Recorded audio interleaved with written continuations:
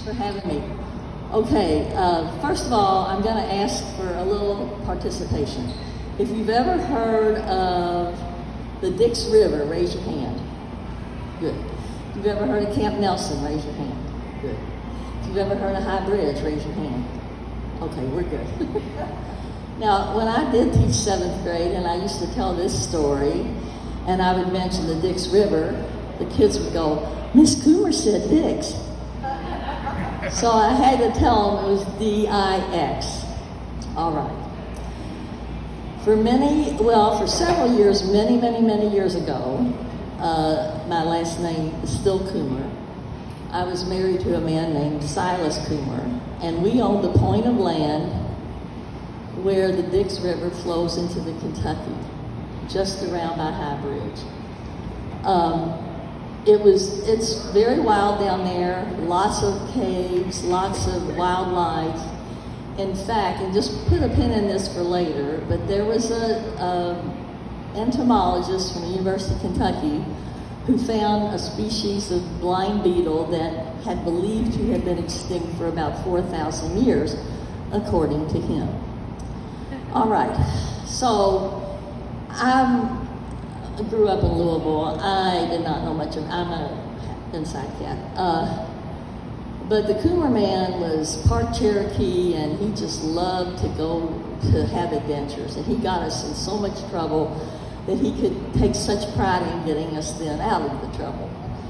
So one day, my son was about 10 then, and we were walking along the ledges up, high up on the Palisades, overlooking the Dix River. And he said, well, let's go back down. Our houses were at the bottom of 5 switchback curves. You can't drive down there now. It's gated now, but we just used to like to walk along the ledges. But he said, let's go down. I want to go back down closer to the river. I think I saw something I want to check into. Well, it was a cave. Now, you're not supposed to just go in a cave with only one flashlight. You're supposed to have 2 flashlights. Well, he always had a flashlight. So we go in this cave, and we're walking, and we're creeping, and we're crawling, and it's muddy, and I'm scared, and my son was wondering why I wore my fashion boots, which of course I didn't blame him. He was looking at me with such contempt. But we just kept on going in this cave.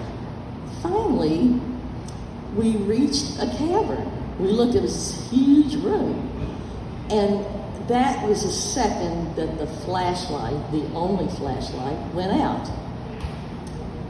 So Coomer caught sight of a little bit of light, and so he boosted my son up on his hands and gave him a stick, and he said, start knocking out those branches there, all that debris. So debris falling on my son and him.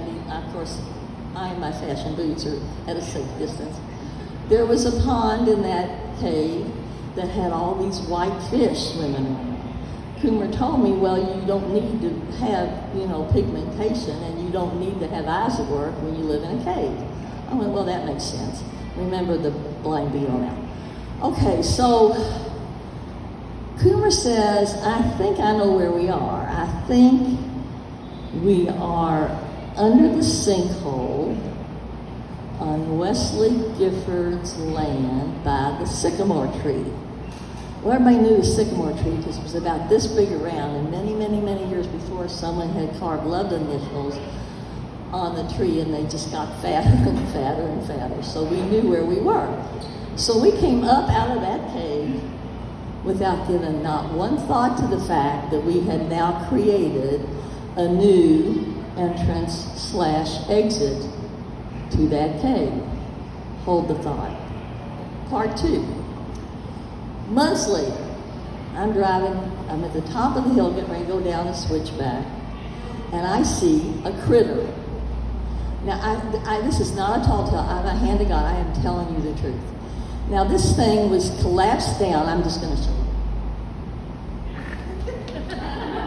It was like all accordioned and folded up.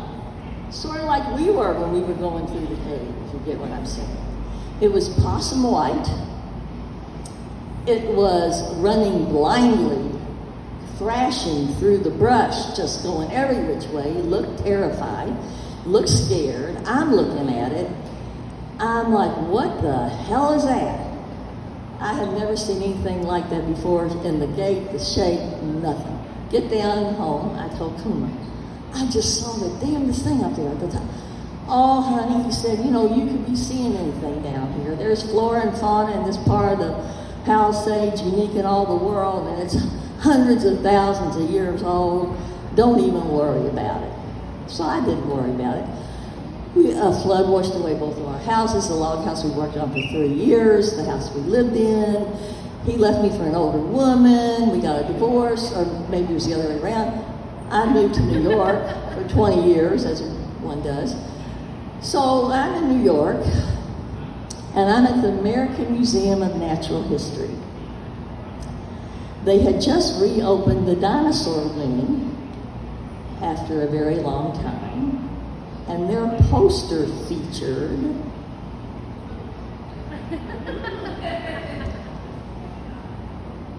North American cave bear. It was a skeleton. It was a real skeleton with real bones.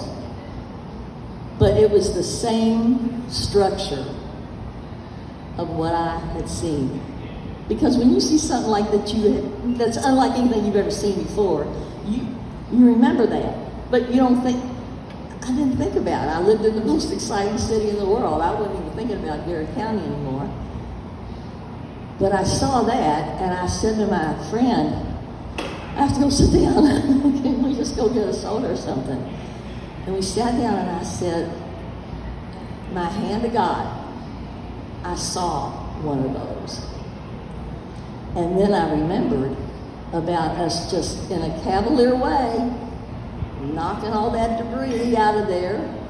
And if you're a little blind old cave bear living and you follow your nose out of a hole and you don't know how to get back in there, what are you going to do but run down toward the devil's backbone, which is what that little cave bear did.